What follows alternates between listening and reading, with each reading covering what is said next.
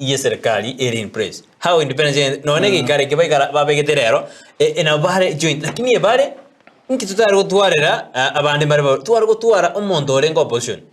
By then abe speaker. Do you think that they don't be do you say that parliament is compromise? Una bongo koira nari buya sana. No morigeri na era ategerere. Lakini ni ligi ya sana. Na ende ligi ya kabisa. Etobwate nga totokoro kanga ki 3 arms of government. Arms of government, government needed. N'abantu bari bacoriru. Gukora ko represent mwananchi. Kikako gari speak kurwa se majority side. The majority side, the other name of the majority side is the government side. Warad. Abantu abekro ba kuri kyuburai.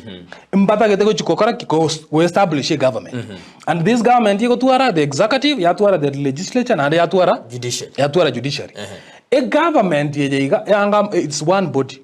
But with 3 different arms.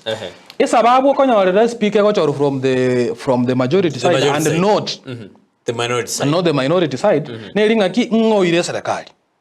Nero okoraki okochikobe ochorwa be speak aseki they are driving the agenda ya serikali yenyene yebo aba akotiki ba chori. But once you are elected as speaker, bon these are parliament bone karoto kwana bono legislature. Once you are elected as speaker, otakire ko montore impartial. Ende kindogero je Kenya bro. Nkilikorokana. Lakini ekara richi ko buna dirigere parliament yenyene one sho montori abere speaker. Motions chikoba moved in parliament. As much as they are elected by the majority side, ega hasiyaje no ko run that legislature in a manner that ego sabu mwananchi. But at the end of the day, they are pushing an agenda yes serikali, and that agenda should be pushed on the floor by the majority side. The minority side here all yabo no check on those issues. Chikole one for instance nkoli liole emiswada na ere go chiacha. Omuswada no ra cha bunge.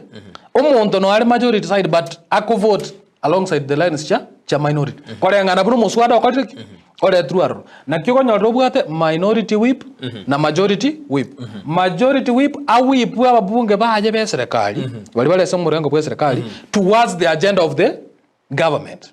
Na yangu ibwale mpaka maisiko mpaka bajesi bono no minority whip nera whip the opposition agenda ngaki how do we fight for the people what amaita no ndibali ko this minority side mbona baro mbabwate manifesto ya osebon mbabwate kirenga mbora batete ko chakoro onye ndiba iri tubasoya serikali.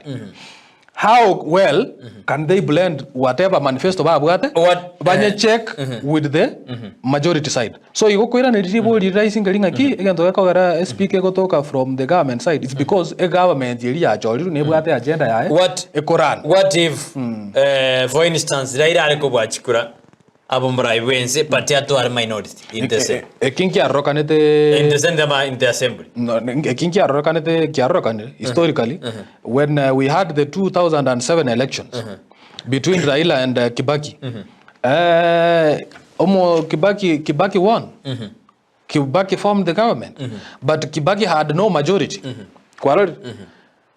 Ngwaroje egente ekaroki arenge ekaroki baki atabwate majority. Raila had the majority but it did not win.